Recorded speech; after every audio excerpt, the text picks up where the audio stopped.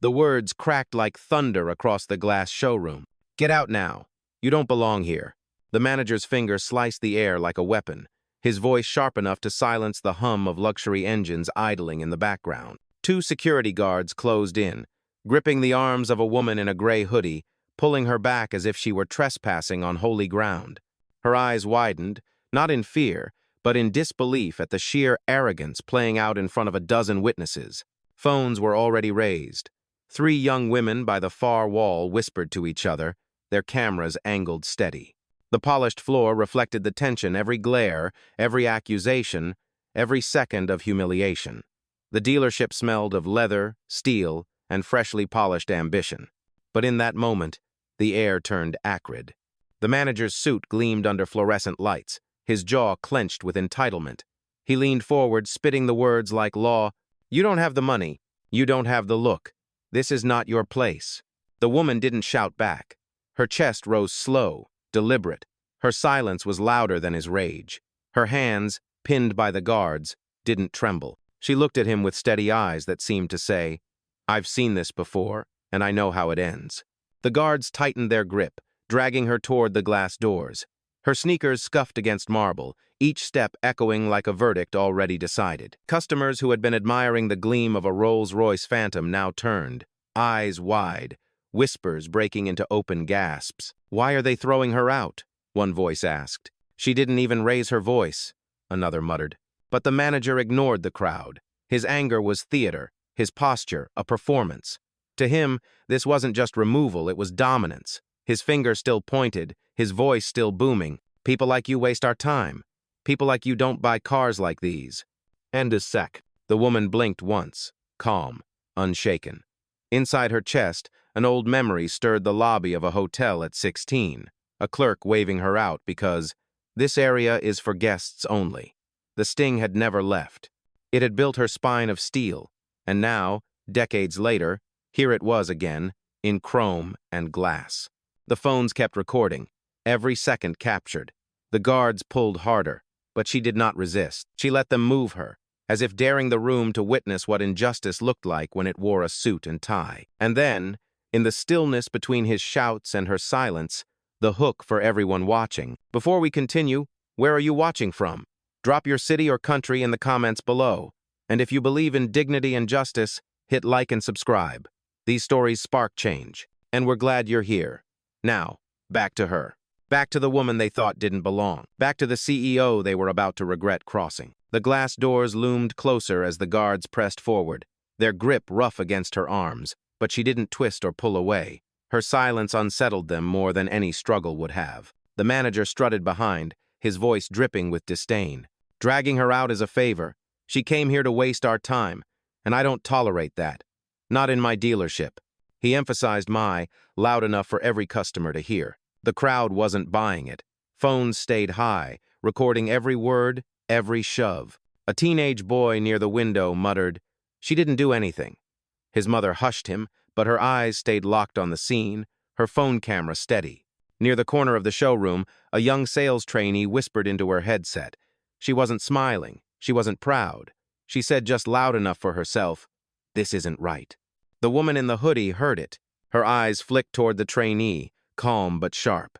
That look carried weight. It said, "Speak louder. Let them hear you." But the trainee froze, too junior to stand against her boss. The manager circled in front of the group now, blocking the path to the exit. His finger jabbed the air again. "Look at her clothes. Look at her shoes. Do you think someone like this buys a Rolls-Royce?" Gasps rippled through the customers. One man, holding his toddler's hand, stepped back in disbelief. A woman in designer heels raised her phone higher, lips pursed in disgust, but not at the woman in gray. At the arrogance in front of her. The CEO, though none of them knew yet, tilted her chin. Her voice finally broke the silence, calm and deliberate. "Run my name." The guards hesitated, glancing at each other. The manager barked back instantly. "Don't entertain this nonsense. She's not in the system." Her reply was sharper, cutting through his performance. "You didn't check. You judged." A murmur rose among the witnesses. The pressure in the air shifted. One of the guards muttered under his breath, "Sir, maybe we should—" But the manager cut him off with a glare. "She's wasting oxygen. Get her out." And then, from the back of the room, a voice rang out. A customer, mid-30 seconds, phone still recording. She asked for her name to be checked. Why are you refusing? The manager's face tightened. His authority cracked, but he doubled down. Because fraud doesn't deserve verification. The words landed heavy. A couple of customers shook their heads. Someone whispered, "That's going viral." The woman stood taller, despite the guard's grip, her breath steady, her silence charged with a storm. She wasn't fighting to stay inside the showroom. She was letting the showroom reveal itself. She closed her eyes briefly, remembering another day, another dismissal, 23 years old, applying for her first loan. The officer had glanced at her ID, then at her face, then back at the paperwork. Not the profile we're looking for. She had walked away that day with empty hands, but a fire that never died. And now here it was again. Different building, same look, same dismissal. But this time, she wasn't leaving empty-handed. The guard on her left shifted uneasily. His grip slackened for just a moment, long enough to reveal the tension in his face. He wasn't sure anymore. The crowd wasn't sure either. What began as a quiet removal had become a spectacle. Every whisper now carried weight. Every camera lends a witness. The manager, sensing the shift, raised his voice higher. "She's here to cause trouble. Security, don't hesitate. Push her out before this turns into a circus." But it was already a circus, and he was the ringleader. One of the women filming spoke up, her voice clear over the hum of the showroom. "You're humiliating her for no reason. We all heard what she said. Run her name." The manager spun on her, sneer sharp as glass. "Stay out of this, lady. This isn't TikTok court. This is a place of business."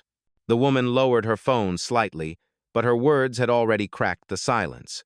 Other customers nodded, murmurs swelling like a rising tide. The CEO, still, the woman in gray, kept her gaze fixed on the man in the suit. Her voice, calm but razor-thin, slid into the room. "You called this your dealership. Say that again." His jaw flexed. "It is mine. I built this brand with standards. People like you don't meet them." A ripple of disapproval spread through the crowd. Someone gasped audibly. A man near the exit muttered, "He really said that out loud?" The woman blinked slowly, then said one line, each word deliberate. "You just told the wrong person she doesn't belong." Her calm was a blade. The crowd leaned in, sensing something unspoken hanging in the air. The trainee by the corner shifted again, unable to stay silent. Her voice trembled, but it carried. I saw her name this morning, on the client list." The manager whipped around, fury igniting. "You keep quiet or you're out of a job." But it was too late. The spark had caught. Customers glanced at each other, whispers now loud enough to echo. The guard on her right loosened his hold. He looked at the manager, then at the woman, uncertainty in his eyes. "Sir," he said carefully, "maybe we should double-check." "No," the manager barked, red creeping into his face. "She's nothing. Look at her. Look at those clothes. People like her don't own cars. They beg for test drives." The words struck like poison, but this time the crowd didn't stay quiet. "That's disgusting," someone said aloud. "You can't just decide that," another added. Phones tilted higher. The air was no longer charged with silence, it was brimming with defiance. The woman's breath deepened, steady as stone. She didn't fight the hands on her arms. She didn't raise her voice. She simply stood there, letting the ugliness unravel in front of every witness. Because she knew every second was a rope tightening around the man who thought he was in control. And the tighter it pulled, the closer the truth came. The tension snapped like a live wire. One of the guards, red-faced from the manager's glare, tightened his grip again and jerked the woman toward the glass doors. Her sneakers scraped across the marble, echoing loud and raw. "Move it," he barked, voice low but cruel. The manager followed close, chest puffed, every step dripping with arrogance. "See? She won't even leave on her own. Pathetic. This is exactly why we screen our clients." The crowd reacted instantly. A teenage boy shouted, "That's messed up." A woman in designer heels muttered into her phone, "This is discrimination, I don't care how you spin it." But the man in the suit doubled down, his words sharper, louder, meant to dominate the room. "She's a fraud. Probably lifted someone else's credit card just to get close to these cars. Happens all the time." The words didn't just sting, they landed like an accusation hurled at the entire crowd. Several people gasped. One man lowered his phone for a moment, shaking his head in disbelief. The trainee couldn't stay quiet anymore. Her voice cracked but carried. She's not a fraud. I saw the name Carter on the premium client list this morning. The manager spun, fury blazing in his eyes. You're done. Pack your things. This is your last day. The trainee froze, lips trembling, but her words had already pierced the silence. Customers exchanged looks, suspicion thick in the air.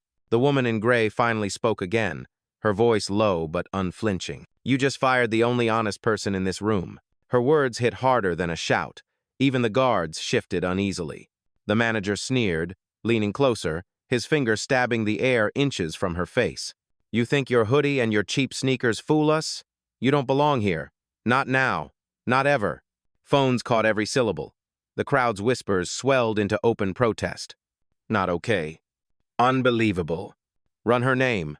But the manager didn't hear them anymore. His authority was unraveling, and desperation drove him forward. He grabbed the key fob from her hand, the one she had picked up to test drive the new model, and yanked it away with theatrical force. This is company property. And you? You're done wasting our time. The fob clattered against his palm, his smirk wide. But the silence that followed wasn't agreement. It was judgment. The customers knew. The guards knew. Even he knew, somewhere deep in the pit of his chest, that he had gone too far. Still, he pressed on. His voice rose to a shout, the words slamming against the glass walls. Security! Get her out now! The guards stepped forward again, hands tightening, ready to drag her across the showroom floor. But this time, she didn't move like stone. She moved like command. Her hand slipped free, calm and deliberate, and she raised her phone to her ear. Carla, she said, her voice clear, steady, undeniable. Start the protocol. The moment her voice carried through the air, the room shifted. Calm, clipped, professional, nothing like the chaos that had surrounded her seconds before. Carla, she repeated, steady into the phone. Protocol. Now. A pause. Then a voice, crisp and efficient, crackled back through the speaker. Confirmed. Protocol engaged. Logging live. The guards froze mid-step, confused by the sudden authority radiating from the woman they were holding. She hadn't shouted, hadn't begged, she was commanding. The manager scoffed, trying to claw the silence back in his favor. What protocol? Who the hell do you think you're calling? No one here answers to you. But his voice sounded thinner now, swallowed by the weight of her composure. The crowd leaned in, phones steady. One customer whispered, She doesn't even sound nervous. Another muttered, That tone, it's like she's the one in charge. The woman turned her head slightly, eyes never leaving the manager. Every word you've spoken is being logged, every action recorded. Keep going. Her calm was suffocating. The guards exchanged uneasy glances. One of them loosened his grip entirely. The other hesitated, waiting for orders. The manager, red-faced, barked at them. Don't just stand there. She's bluffing. Get her out. But neither moved. Their confidence had cracked. From the phone, Carla's voice returned, louder now on speaker. Location confirmed. Downtown dealership, 11:42 a.m. Incident logged. Manager identified. Escalating to corporate compliance in real time. Gasps rippled through the customers. The trainee, still standing near the corner, clasped her hands together, hope flickering across her face. The woman in gray lifted her chin, her words measured like a hammer striking steel. You said this was your dealership. Let's test that. The crowd stirred, murmurs swelling into open disbelief. One man near the luxury SUV display said it outright. She doesn't sound like a customer. She sounds like the boss. The manager laughed bitterly, clinging to the last threads of control. A hoodie and a phone call don't make you anyone. This is my floor, my team. And you, he jabbed the air again, hand trembling now. You're a fraud. But before he could continue, Carla's voice cut in, calm and merciless. Access check complete. Ownership records verified. Protocol fully active. The silence that followed was heavy, electric. The woman in gray didn't flinch. She didn't smile. She simply looked him in the eye and said quietly, Your time is running out. The crowd gasped again, the words slicing deeper than any shout. For the first time, the manager's posture faltered. His suit, his voice, his authority, all of it suddenly looked small. And yet, he pushed forward, louder, harsher, desperate. You don't scare me. You're nothing. Nothing. Hell. But no one in that showroom believed him anymore. The manager's words cracked across the glass like a desperate hammer. "You're nothing, do you hear me? Nothing." But the echo didn't land the way he wanted. It sounded brittle, thin, and the crowd knew it. A man near the showroom entrance lowered his phone just enough to speak out loud. "Nothing? She's calmer than you are. You're the one losing it." The manager snapped toward him, jaw clenched. "Mind your business. This doesn't concern you." But the words only drew more voices. A woman by the SUV display called out, "It concerns everyone. We're watching you harass her for standing here." The murmurs grew louder, a low tide swelling against him. For the first time, he seemed aware of the phones circling him like spotlights. His gaze flicked from camera to camera, the bravado slipping. Still, he forced his voice higher. "She's a scammer, a liar. Do you really think someone dressed like that walks in and buys $500,000 worth of cars? Wake up." Gasps scattered across the crowd. A teenage girl whispered to her mother, "Did he just say that out loud?" Her mother nodded grimly. Camera held steady. The woman in the gray hoodie didn't move, didn't blink. She let his words hang in the air like poison, letting everyone taste it. Then, slowly, she spoke calm, cutting. "You didn't ask for proof. You didn't run my name. You judged me by my clothes." The silence that followed was heavy. The trainee finally stepped forward, voice shaking but resolute. "She's telling the truth. I saw her name this morning. Carter. Premium account." The room stilled. The trainee's words rang louder than any shout. The manager whipped around, face flushed with rage. "You're done here. Fired. Get out before I have security drag you too." But this time, the crowd didn't stay silent. "You can't just fire someone for telling the truth," a man shouted. "This is on video," another added. "We all heard her." Phones tilted higher, flashes of red recording lights catching in the polished glass walls. The guard on the left shifted nervously, his grip slackened further, his eyes darting between the woman he held and the crowd rising against his boss. "Sir," he muttered, uncertain. "Do your job," the manager barked, desperation bleeding through. "Throw her out!" But the guard didn't move. Neither did his partner. Their silence was louder than obedience. The woman turned her head slightly, her calm gaze sweeping the room. "Listen to him. Listen to every word he said. That's not protocol. That's prejudice." The words cut deep. The manager lunged forward, face red, veins tight against his temples. He jabbed the stolen key fob into the air like a trophy. "She's not a client. She's a con artist. You think someone like her belongs in this showroom? That was the breaking point. A woman in a navy blazer, phone raised high, snapped back. "She belongs more than you do right now." The crowd murmured agreement. For the first time, the tide was no longer whispers, it was open defiance. And the man in the suit, the one who thought the floor belonged to him, finally realized the room was slipping out of his hands. The room was no longer his. Everyone could feel it. Still, the manager clung to the illusion of control like a drowning man clings to driftwood. His face burned crimson as he shoved the stolen key fob into his pocket and snapped at the guards. "Don't just stand there, drag her out. I don't care if she screams. Get her out of my sight." One guard hesitated. The other, pressured by the barked order, grabbed her arm hard and yanked. Her body jolted, her sneakers skidding across the polished marble floor. A collective gasp tore through the showroom. "Hey, don't touch her like that," a customer shouted. But the manager only grew louder, his finger stabbing the air like a weapon. "She doesn't belong here, she never did, and if she won't walk out, then drag her like the thief she is." The words dropped like acid. A woman near the luxury coupe display covered her mouth in horror. A man in a baseball cap lowered his phone for a moment, muttering, "This is assault." Still, the manager pressed forward, feeding on his own rage. He snatched a sales contract from the desk, crumpled it in his fist, and hurled it toward the floor at her feet. "This is what you want, isn't it? Papers you'll never sign, cars you'll never own. You don't deserve this space, and you never will." The crumpled contract slid across the marble and stopped against her shoe. She didn't flinch. She looked down at it for a beat, then raised her eyes slowly, steady, unshaken. And that silence, stronger than any protest, hung over the room like judgment itself. The trainee's voice cracked as she finally stepped forward, no longer whispering. "This isn't policy. This is harassment, and we all see it." The manager whipped around, spit flying as he barked back. "You're finished. Fired. Don't you dare side with her." But the crowd had already sided. Phones caught every word, every gesture, every ounce of venom.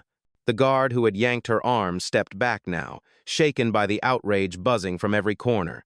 He dropped his grip entirely, muttering, "I didn't sign up for this." The manager's eyes bulged. He turned back to the woman in the hoodie, voice raw, trembling with fury. "You think this makes you powerful? You think standing here silently makes you somebody? You're nothing. And when you walk out that door, you'll be forgotten like the rest." The woman tilted her head, calm as stone. Her voice came low, even impossible to ignore. "Touch me again, and it won't be me who leaves this place. It'll be you." The crowd erupted gasps, whispers, a murmur of approval rolling through the showroom. The manager staggered back half a step, his bravado cracking. But he forced a laugh, bitter and hollow. Big words from someone in a hoodie. "You can't scare me. You don't have that kind of power." But the room already knew he was wrong. The laughter from the manager barely faded before the woman in gray lifted her phone again, her voice slicing clean through the tension. "Carla," she said, steady as steel. "Phase 2. The response came instantly, crisp, amplified through the speaker so the entire room could hear. "Understood. Live stream to corporate initiated. Compliance board notified. Every word, every action is now logged under incident file 719. The showroom froze. Phones captured the moment, the sudden shift from insult to documentation. Even the guards blinked, suddenly unsure whether they were part of a routine call or the start of something much bigger. The manager's face twisted. He barked over the sound of her assistant's voice. "You think anyone believes this? Some fake assistant on a speakerphone? You're bluffing, and I'll prove it." But his words wavered, thin against the weight of her calm. She finally looked at him directly, her gaze locked, unwavering. "Bluffing doesn't need a file number. You just heard it. And so did they."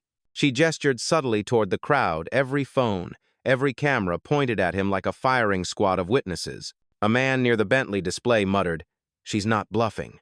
Another whispered, "This feels real." The trainee stepped forward again, louder this time, her courage growing. "I told you her name's Carter. I saw it in the system. She's a premium client." The manager whirled on her, his voice raw. "Shut up. You don't know who you're dealing with." But the woman in the hoodie only tilted her head, eyes never leaving his. "No, you don't." At that moment, Carla's voice returned, sharper now. "Manager identified. Thomas Grant, regional hire, 2019. Compliance records show 3 prior complaints for discriminatory behavior, all dismissed, flagging for escalation. All that." The words struck like a gavel in a courtroom. The crowd erupted in murmurs. "3 complaints?" someone said. "This isn't the first time," another added. The manager's eyes went wide, panic flickering in the cracks of his arrogance.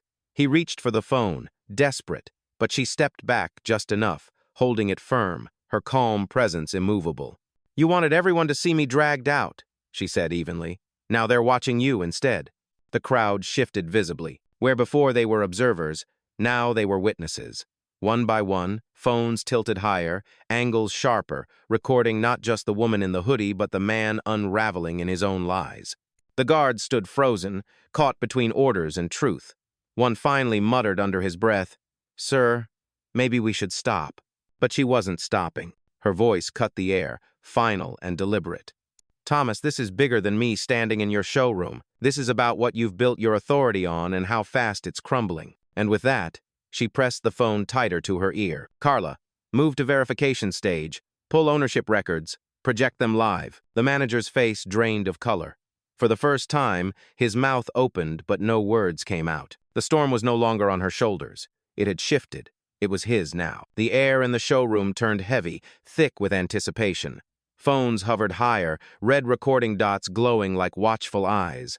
Everyone leaned closer, waiting for what came next. Carla's voice returned, amplified and sharp. "Ownership records confirmed. Downtown Prestige Auto Dealership. Legal owner. Carter Holdings Incorporated. Sole majority shareholder. Vanessa Carter." A ripple tore through the room. Gasps. Whispers. The name bounced off the glass walls like a verdict. The woman in the gray hoodie lifted her chin. Calm, steady, she finally spoke her name. "My name is Vanessa Carter, and this," she gestured across the rows of polished chrome and gleaming paint, "is my dealership." The silence that followed was deafening. The guards dropped their hands instantly, stepping back as if burned.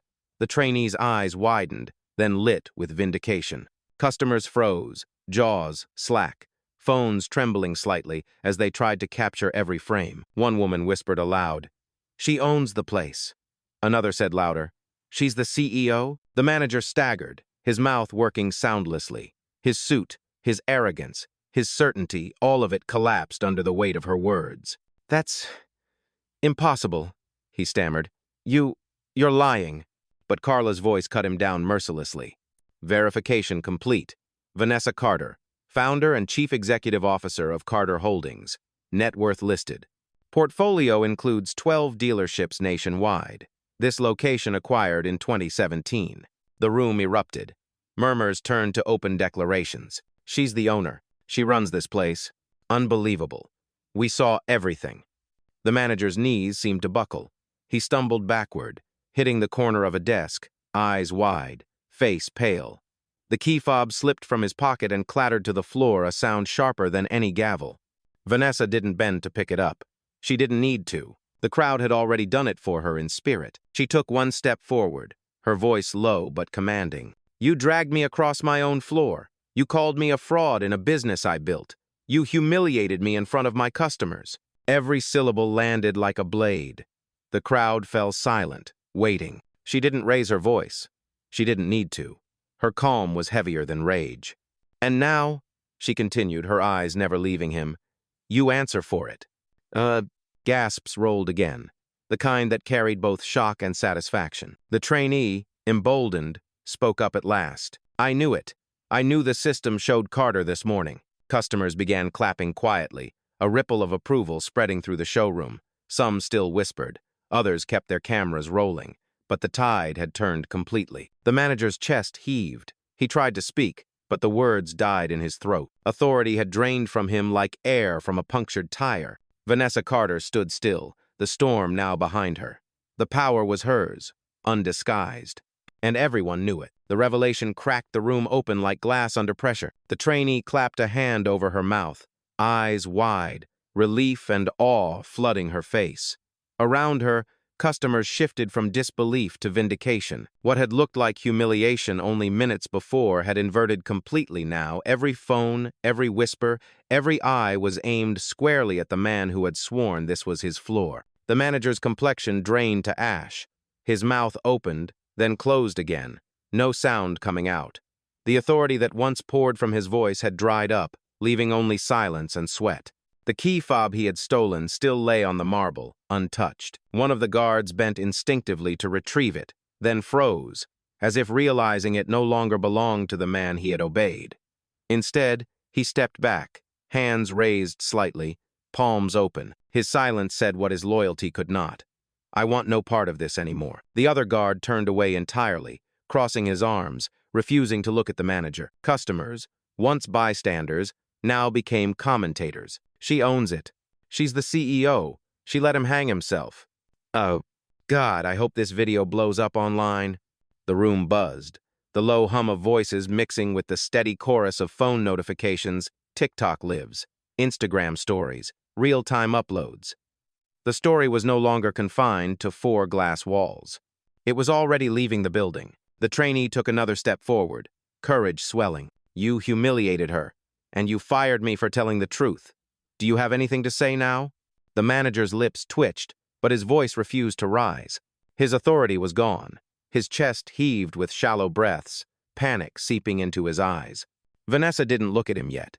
She let the silence build, let the weight of the moment crush him further. She swept her gaze across the room instead, landing on every customer, every staff member, every lens.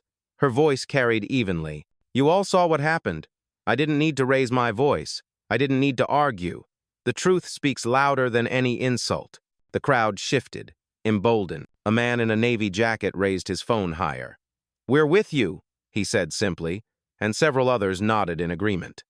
The manager stumbled back another step, his shoulders collapsing inward. This isn't real," he muttered, but the words sounded hollow even to himself. Vanessa finally turned her eyes back to him, calm but merciless. "You wanted to make a scene, Thomas. Congratulations. Now the whole world is watching you lose yours. The line landed like a verdict. Gasps and murmurs swelled again. Phones caught every second. And in that instant, the balance of power was undeniable. The manager stood alone, stripped and exposed, while Vanessa Carter, silent, steady, stood untouchable in the center of her own empire. The entire dealership had shifted. The storm was no longer about her. It was about what would happen to him.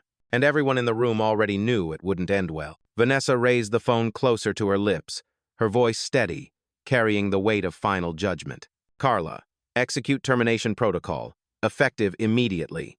The words hit harder than any shout. The crowd hushed, eyes wide, phones trembling to catch every syllable. Carla's reply came crisp, clinical, undeniable. Confirmed. Termination protocol initiated. Locking manager's system access, now.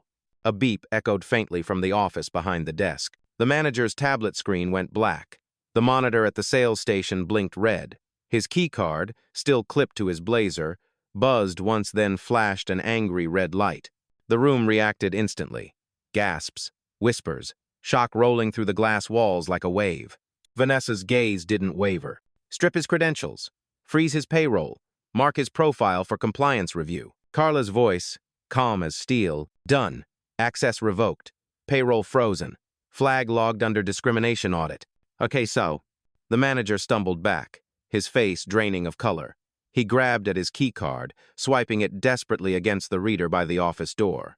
Red. Again. Red. The machine's denial beep cut through the air like a siren of failure. This isn't happening, he stammered, his voice breaking. You can't do this here. Not in front of everyone. Vanessa finally stepped forward, her sneakers soundless against the marble, her eyes locked on him. I can, and I just did. The crowd erupted gasps, mixing with murmurs of satisfaction. Phones caught his desperation, his collapse, his unraveling. She turned her gaze slightly, toward the two guards who had obeyed his orders moments ago. You were following instructions, but know this loyalty doesn't excuse injustice. You're on probation, effective immediately. Corporate will decide your future. One guard nodded quickly, shame etched across his face. The other simply lowered his eyes, silent, knowing resistance was pointless. Vanessa's voice sharpened, cutting through the murmurs. Carla, add the guards' names to the report. Limit their system access until review. Logged. Carla confirmed. The crowd shifted, murmurs of disbelief giving way to claps from the corners. The trainee looked at Vanessa, eyes wide with awe. Customers muttered to each other. She just fired him on the spot. No shouting, no drama, just power. This is unreal. The manager, pale and trembling, reached toward her in desperation. You don't understand. I was protecting the brand.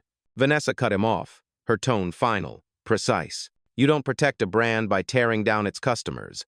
You don't build respect by humiliating people in your showroom. You just destroyed your own career. The crowd stirred again, murmurs swelling into quiet applause. She didn't flinch, didn't raise her voice. She simply stood tall, the weight of her presence filling the room as Carla's voice sealed it all. Termination complete.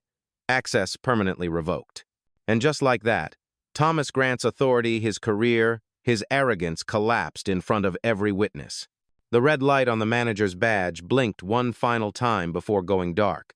His hands trembled as he pulled it off his blazer, staring at the useless piece of plastic like it had betrayed him. The crowd's silence was deafening, an audience watching the fall of a man who had declared himself untouchable only minutes earlier. Vanessa didn't move toward him. She didn't need to. Her authority filled the space like gravity itself. Instead, she turned slowly, facing the customers, the staff, the witnesses who had seen everything. Her voice carried clear, even, unwavering. You all heard him say I didn't belong. You all watched as he dragged me toward that door. You saw the insults, the assumptions, the humiliation, and you saw what followed. She let the words settle, the silence between them heavier than steel. Every phone camera tilted forward, capturing not just her image, but her truth. This showroom doesn't belong to arrogance. It doesn't belong to prejudice. It belongs to integrity, to respect, to every single person who walks through these doors expecting to be treated with dignity. The crowd erupted in claps, a ripple that spread and grew until the glass walls shook with it. Some cheered, others whistled. but all of them, every single witness, stood on her side. The trainee, eyes bright with vindication, stepped closer. Vanessa met her gaze for the first time, calm but warm. "You stood up when no one else would. That matters." The trainee nodded, voice unsteady but proud. "Thank you, Miss Carter." Vanessa's lips curved just slightly, not a smile of triumph, but of quiet certainty. She turned back to the crowd, her final words sharp, deliberate, impossible to forget. "You don't need a video to prove what happened here today. I don't need one either, because I am the result. I am the evidence. And this company, every showroom, every contract answers to me." The sentence dropped like a gavel, the final strike of justice. Phones captured it, hearts absorbed it, and the applause roared louder than any engine in the room. Thomas Grant stood frozen, stripped of power, pale under the fluorescent lights. His empire had crumbled in 10 minutes flat, and standing in the very place he had tried to erase her, Vanessa Carter had become undeniable. No shouting, no chaos. Just justice delivered with the quiet strength of someone who never needed permission to belong. And as the crowd's cheers rose higher, it became clear this wasn't just her victory. It was a message. Power doesn't need volume. Truth doesn't need approval. And dignity never asks for permission. Vanessa Carter walked forward, steady, her sneakers tapping against the marble like punctuation marks of finality. The room parted for her, not out of fear, but out of respect.